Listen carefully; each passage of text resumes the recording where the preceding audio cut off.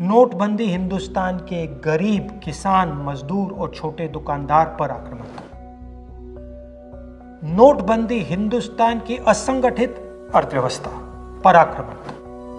8 नवंबर 8 बजे 2016 प्रधानमंत्री जी ने नोटबंदी का निर्णय लिया। 500 रुपए, 1000 रुपए का नोट रद्द कर दिया। पूरा हिंदुस्तान बैंक के सामने जाके खड़ा हुआ। आपने अपना पैसा, अपनी आमदनी बैंक के अंदर डाली। पहला सवाल, काला धन मिटा? नहीं। दूसरा सवाल, हिंदुस्तान के गरीब जनता को नोटबंदी से क्या फायदा मिला?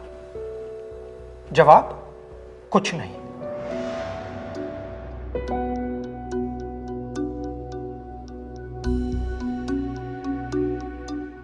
तो फायदा किसको मिला? फायदा हिंदुस्तान के सबसे बड़े अरबपतियों को मिला। कैसे?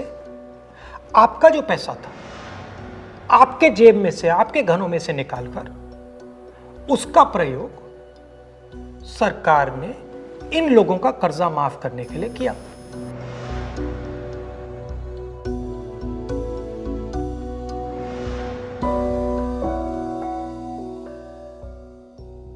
मगर वो सिर्फ एक लक्ष्य था।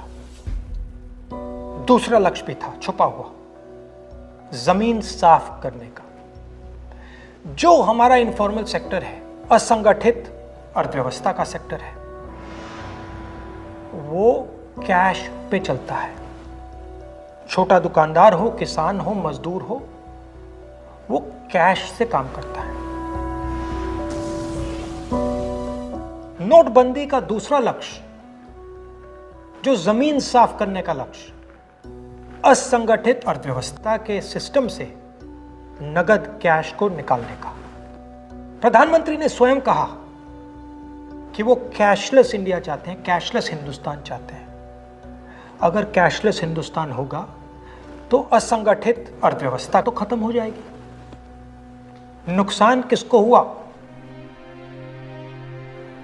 किसानों को, मजदूरों को, छोटे दुकानदारों को, स्मॉल एंड मीडियम बिजनेस वालों को, जो कैश का प्रयोग करते हैं, जो बिना कैश जी ही नहीं सकते। नोटबंदी हिंदुस्तान के गरीब, किसान, मजदूर और छोटे दुकानदार पर आक्रमण था। नोटबंदी हिंदुस्तान की असंगठित अर्थव्यवस्था पर आक्रमण था।